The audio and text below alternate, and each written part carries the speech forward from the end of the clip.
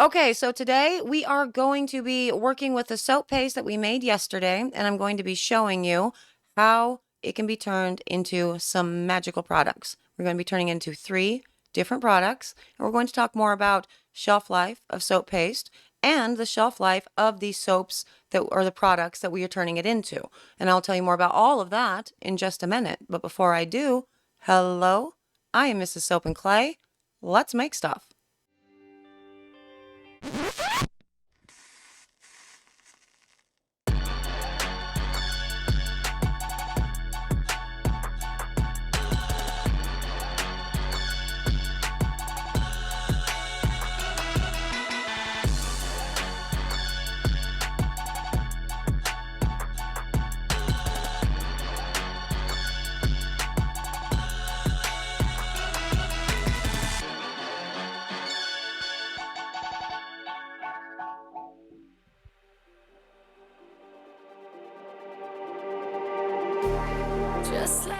How's it going, Sudsers? Welcome back to the channel. You are at Soap and Clay, where we make all the soapy things, and you are here for another round of milk soap, soapy fun, and we are going to be taking the milk soap paste, the dual lye paste that we made yesterday, and turning it into 3 different products.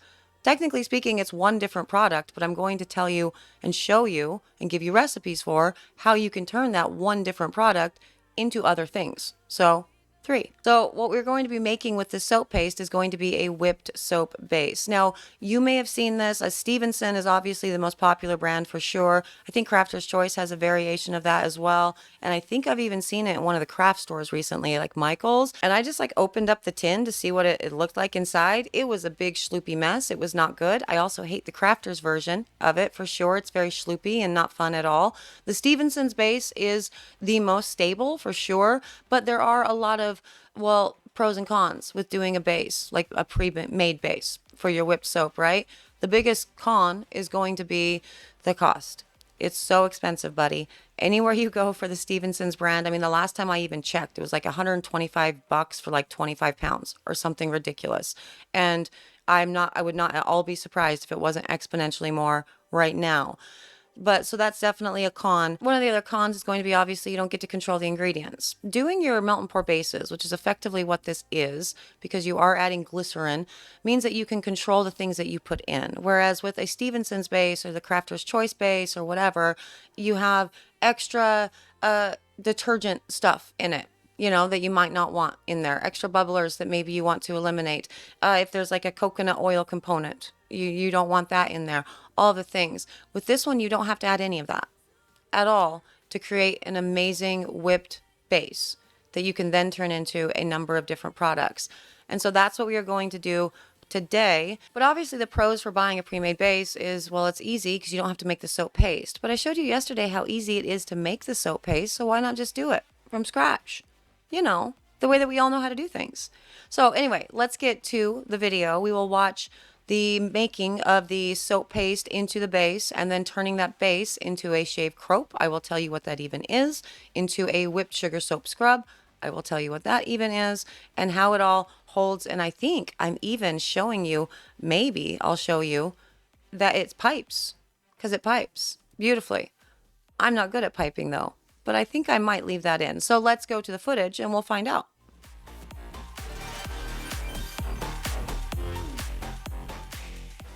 We are here. It is the day. We are going to take this soap paste from the video previously, which is a very easy recipe, and we are going to turn it into a whipped soap base. Now, whipped soap bases can be used for scrubs, for croaps, I put question marks there, but also I thought of one while I was, doing all this and editing the stuff. You can also use your whipped soap base as a floating soap, as a piped soap for the top of like your bath bomb cupcakes and all the jazz. Lots and lots of ways that you can use your whipped soap base for your products. Now with this, we're going to be doing 8 ounces of the dual lye paste and 4 ounces of the liquid. And in this case, we are going to be using coconut milk. And we're going to add to that 8 ounces of glycerin. And we are also going to be adding to this 3 ounces of stearic acid. Now, I do put more notes in this later. I gave you kind of a long video here so we can do all of the things and answer all of the questions. So honestly, if I see any of these questions in the comments, I'm just going to laugh at you. But stearic acid, yes, you can substitute e-wax for that. Really what we're looking for with the stearic is a way to sort of firm and keep this in a consistency in a solution without it getting overly thick. So you can use stearic. You can also use an emulsifying wax, whatever you kind of have on hand. Bees can work, but I would take that down to about half that amount. Now, if it is too runny, you can add clay. You can increase the amount of stearic acid or your waxes generally, or you can decrease the amount of liquids that you put into your next batch. The clay addition and increasing of the stearic can be done right now, like if you decide that it's too runny at this exact moment. And if it's too thick, you can add some more glycerin. So what we are now going to do is we're going to weigh out all of this, and we're going to effectively, you can do this 2 ways. You can just put all of your liquids and whatnot into this. You can melt down your stearic. I guess you could do it 3 ways. So you can put all of your liquids into your soap paste, melt down your stearic, put it in there, just cover it up, let it sit overnight, and it will the paste will start to dissolve into the liquids.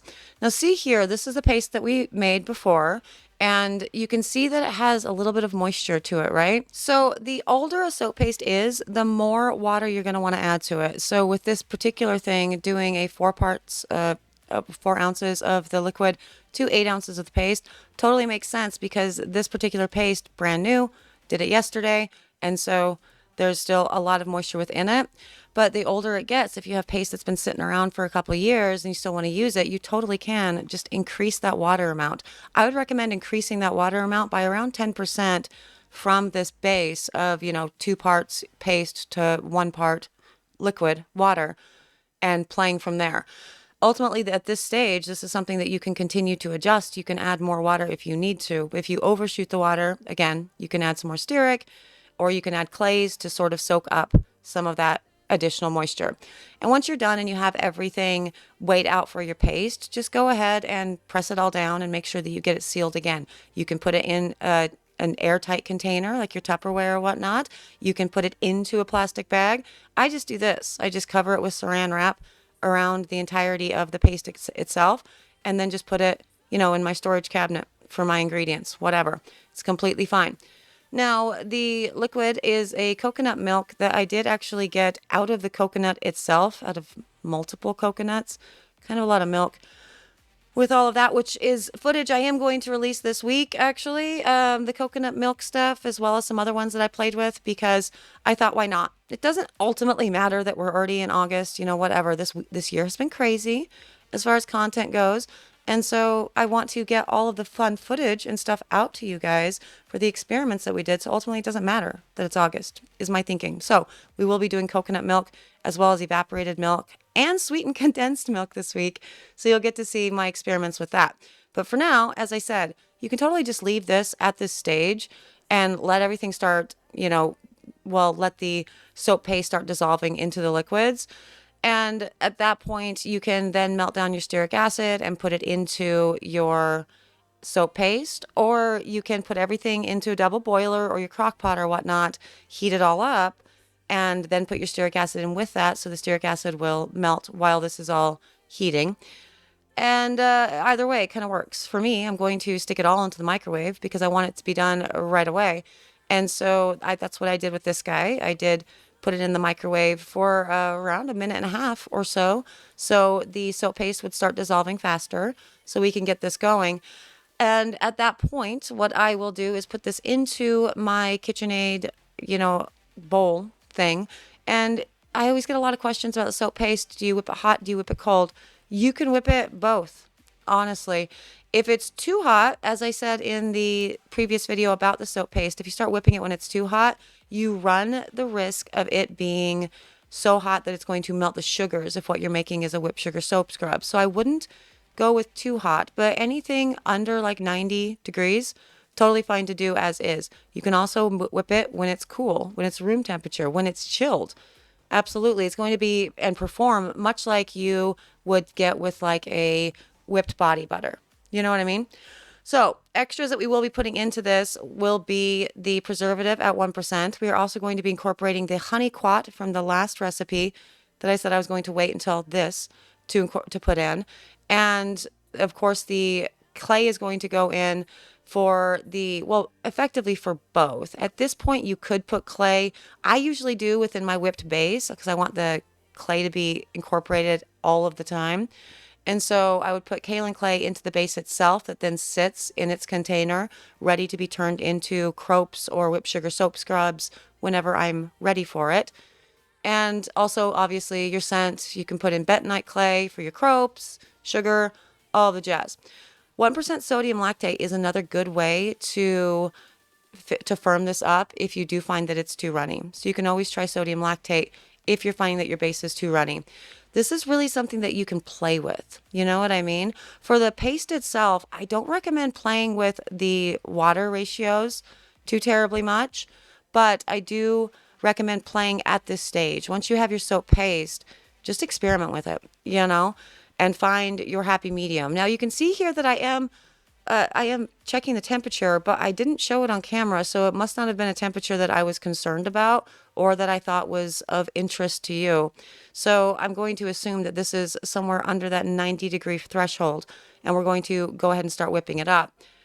Now, honestly, this is basically what you're doing. This is kind of the trick. You're just whipping it, and it's one of those beautiful things, like with egg whites when you are making a meringue. It all looks like this, and it's weird. This is me putting in the stearic acid that has been melted down, so you can obviously see that the bowl is so cold, as well as the temperature of the soap paste mixture there, because the stearic acid is clumping into bigger pieces.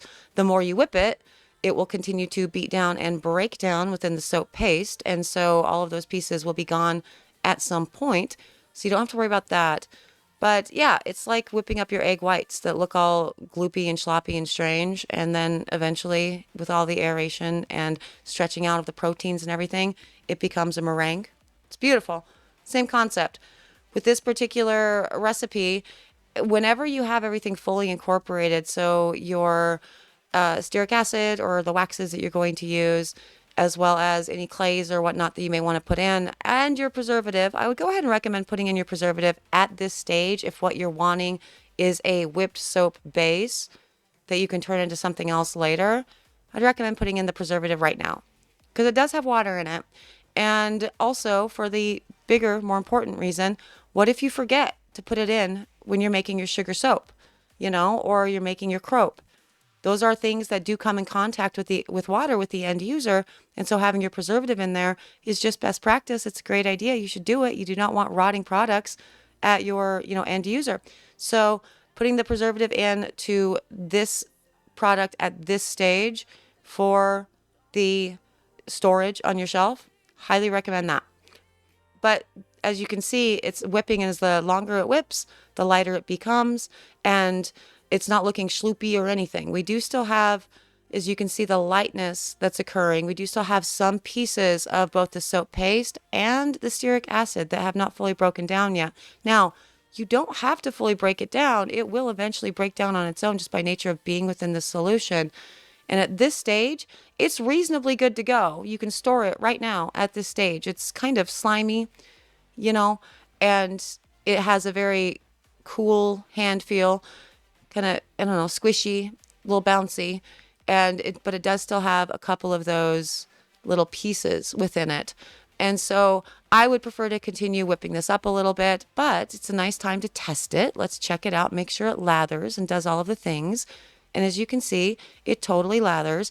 Now, when I was talking about the soap paste rather, and how if you don't properly dilute this, you can end up with a product that is overly drying for the skin. And that is true. I don't remember if I gave an example of just the paste itself and whether or not it lathered in the last video, but using it at that heavily concentrated form, it is more likely to strip your skin, especially if you're putting a lot of like your coconuts and whatnot into the recipe.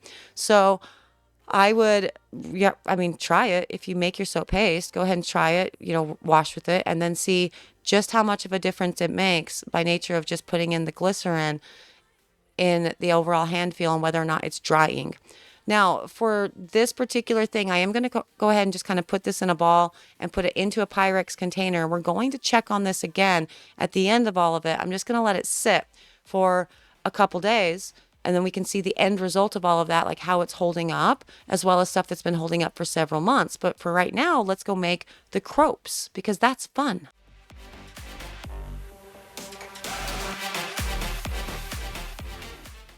Okay, now on to the croaps. And what is a croap? Well, it is it's kind of like a shaving cream. It's kind of like a soap, and it's for shaving. And so really what you're going to be doing is you're going to be adding 1% glycerin and 1% bentonite clay to whatever amount of soap paste or the whipped soap base that you have made. It's really kind of as simple as that. If you need more glycerin, if it's too thick, put some more glycerin in. If it's too runny or you want more if you want more bentonite within all of it, put more bentonite in. 1% is a really good starting range for both of these products though, for both of these incorporations. Now, the biggest, coolest thing about a whipped croap, a shaved croap, is first up, it's going to have a beautiful feel on the skin for sure. It's very, very smooth. It has a beautiful, like velvety finish to it, really mimicking the shaved cream. But unfortunately, shaved cream can be super, super drying.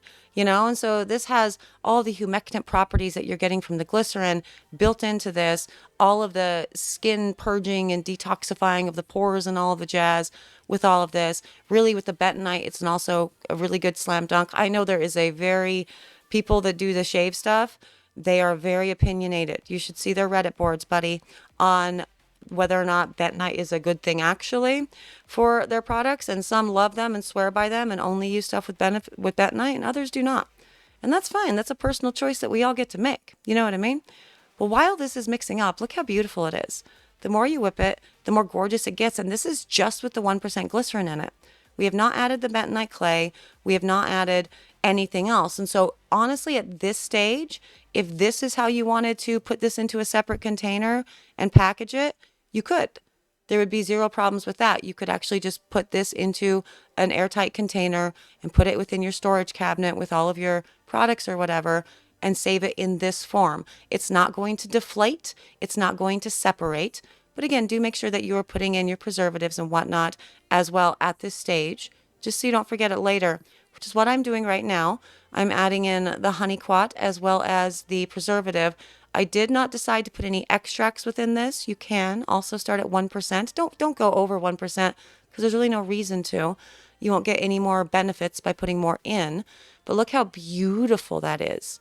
So gorgeous. It looks good enough to eat, And that is, I think, what we're all looking for when we're making our whipped sugar soap scrubs, which is, by the way, how the whipped sugar soap scrub starts too, So this is the same base, just adding some glycerin and, whipping it up. And that's what you get. Isn't it gorgeous? It's absolutely beautiful. I love it. But this needs to be thicker. We need to have the bentonite clay within all of this. It's going to help out with the actual putting onto the skin, the application. And again, I love bentonite clay. I love what it does to skin. I think more people that shave their faces should really, lean into more all of the purifying, awesome benefits of clays. Even if we can't talk about how purifying and awesome they are, they are. And so I like incorporating that into the product. So that's what I'm going to do now. I'm going to put some bentonite clay within it. That's really going to soak up all of the extra moisture that exists within this, the unnecessary moisture, and really ensure that it's going to hold its form and its consistency really nicely as a croap. Now, with the sugar, when you make a whipped sugar soap scrub, it's serving a function kind of like this, but instead it's sort of filling voids as opposed to what the bentonite is doing, which is, again, really soaking up any of the extra moisture within all of this, leading to a much, I don't know if it's fluffy, but it's definitely a beautiful aerated product that goes on really gorgeously. Nice thick consistency to it. Add a little tiny bit of water and it foams up beautifully on the skin to create a good ground for shaving. So I love bentonite and all of this. At this point, you would also, while you're incorporating your bentonite, put in any sort of scent that you may want. And as you can see, I am being liberal with the bentonite. I said 1%, and I just continue to add. And I have also eyeballed the glycerin. Have I ever weighed these out to make sure that those are the actual measurements and ingredients that you should be using? Absolutely, I have. I'm not Bush League. I don't know who you think you're talking to. So yeah, I have. 1% is a good starting point. Can you do more? As I'm showing you right now, you sure can. So eyeballing it is kind of something that a lot of us live by anyway within our kitchen lives and within some of our soaping lives. Some things require precise measurements. Some of these things do not. And this particular thing, while I did say 1%, and I have weighed it out to make sure that you know that it's a recipe that can be trusted, as you can also see, you can go more. Now, as you can see with all of this too, it's getting so thick, buddy.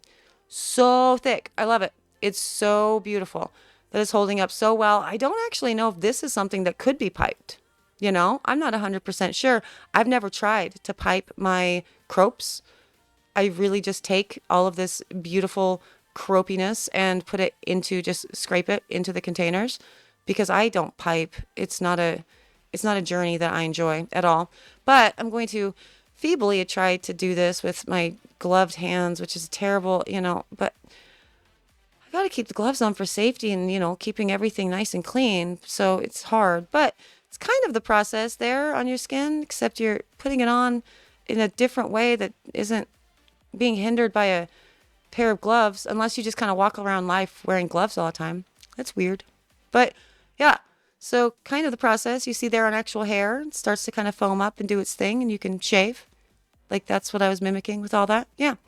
But anyway, very, very thick, beautiful product, which I then put into my containers. Now, this is a 4-ounce container, and I want to make sure that I get as much of the product as possible in it, which I guess is a nice cope for me whenever I say I don't like whipping things. Or I'm sorry, I don't like piping things. It's a nice cope to say that this is a better way to do it actually, because I'm getting rid of all of the air bubbles and ensuring that every person gets the maximum amount of product. I mean, it's not true. It's not actually why I do it. I do it because this is easier for me. And it's one less dish that's dirty. And so after this, what I then do is I take a clean rag, one of my microfiber cloths, to the outside, clean that all off before I put the lid on and everything. Yeah, you get it. Anyway, let's go on to how we make this into a whipped sugar soap scrub.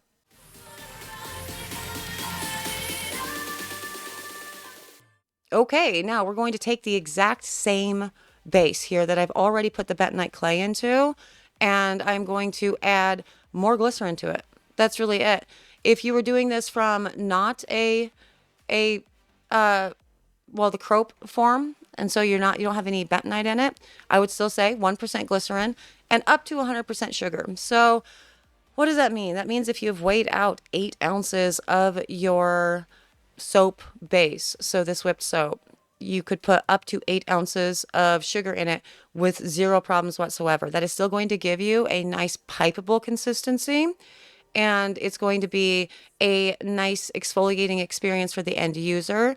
And also, there's not going to be so little sugar in it that it'll eventually just ends up dissolving within this product. Now, can you go above 100%?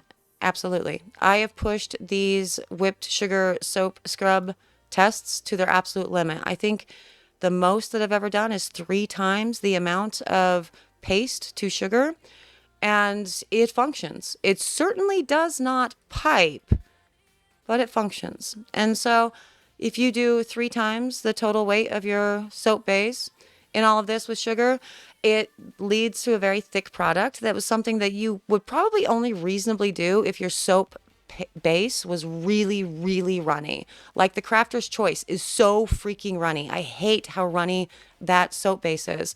So I would recommend adding more sugar or adding some kaolin clay. Bentonite, not necessary in all of this. I would prefer to do with a more gentle clay, like a kaolin, but this works too, and since I had some, I'm going to show you how easy it is to turn into something else. And you can see that it's granular in there. It's got the scrubby bits going on. I'm going to try to add a little bit of water to this and show you, what it does is it's doing an exfoliation thing. Love doing all the tests on my arm. It's a great time.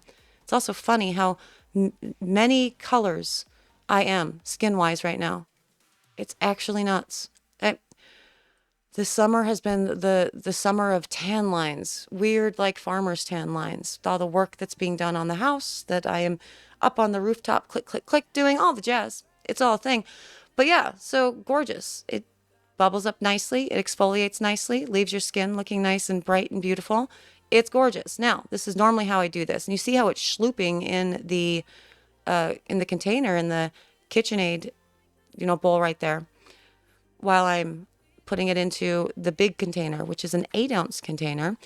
That means that it's going to be pretty whippable or pipeable. And so I'm going to go ahead and show you. But here's the thing. I put all of my piping bags and stuff in the other section of the shop that I don't film videos in, that the Soapprentices use, because I hate piping. It's not fun for me. And so I'm like, fine, if you want to do this, that's awesome. You do it. So the point of that is all I had was a Ziploc bag. I had a sandwich bag in this area. And so I'm using it. I did manage to find a tip though, so that was fun. And so there is a tip, as you can see in that bag. It's great. I just figured, why not? I can just cut it and whatever. But I think I ended up cutting the hole a little bit too big. And you'll see why in a minute. But, it's for the proof, the pipeability of it here. By the way, this particular recipe, I did just keep it at 100%. So 100% of the weight of the soap base is what I used for sugar. And look at that. It's pipeable. Look, see, it's totally pipeable. I just don't know how to freaking pipe. It's not... Okay. Listen, I'm good at all the other things, and I'm especially good at this thing, which is called making a mess. I love that for us. It's good. It's good. It's great. The point is, it's pipeable. Do you see? Do you see how pipeable it is? It's totally pipeable. You will do a much better job at this. I will not. Not now. Not ever. It's not going to happen. But there it is, the two different versions. But I also want to show you what the base looks like after a while, okay?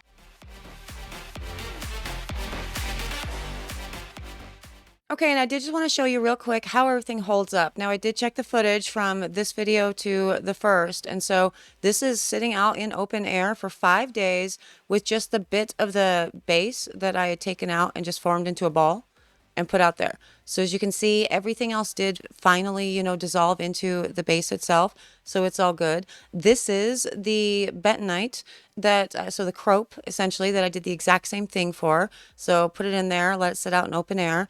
And as you can see, it still looks absolutely delightful. And I did want to go ahead and test like the first base. I don't remember that we tested it. I know that we tested it once the bentonite was in it, but I don't remember testing it before we put the bentonite in, if that makes sense. And so I wanted to show you what it looks like before you add any sort of clays or any other additives or whatnot, after you've whipped it up and it's just the glycerin and the preservative and all the jazz. And so it's very creamy texture, obviously, with the gloves that are just... Listen, people have said that they like that I do this instead of taking you to the sink because it feels like, the people that do that are cheating. They're not. They're super not. But I understand why people might think it. So there it is. It's just still hard. And anyway, this is what this looks like for the actual bentonite. So the croaps, you can pre-make all of your croaps with the bentonite and everything in them and just put them in a container. Now this is actually like, I don't know. I want to say 5-6 months old. If I can see the side of the bucket and I have my mark on it, I'll let you know. But it's 5 or 6 months old that is in there. And as you can see, it still has a great consistency. It's definitely still squidgy and ready to go and be packaged and all the jazz. So you can also pre-make these and put them in a container to be used later. Just, get a little bit out. I like how I flip that everywhere. Add your scent and package them and be good to go. Okay, back to my face. And there it is, 3 awesome things that you can turn a soap paste into. Again, as I said, it's basically just the one thing, but then the one thing can be used on its own, or you can incorporate additional ingredients into it and you can use it in other purposes. Now, definitely pay attention to the tips and tricks that I told you in the video as far as troubleshooting this as you go. Humidity is going to be a factor across all soap makers, right? Depending on the humidity level of where you are, depending on how hot the room is that you're soaping in or how cold. And so being able to make those adjustments on the fly, if you're noticing that something is overly runny or whatnot, is definitely a good idea. But some of those tricks you can also use for your store-bought, whipped soap base as well. If you're finding that it's too runny, like with the Crafter's Choice variety, you can definitely add some clays, some arrowroot, some hardeners into all of that, even like some xanthan gum into all of that to really firm things up. Don't be afraid to play with your soaps, you know? With something like this, especially when you're doing the store-bought, I understand it's scary to play with because it's super expensive. This particular recipe is not. So feel free to do different additions and really enhance it and change things as you go, and definitely record your results, because that's how you're going to create the perfect recipe for yourself.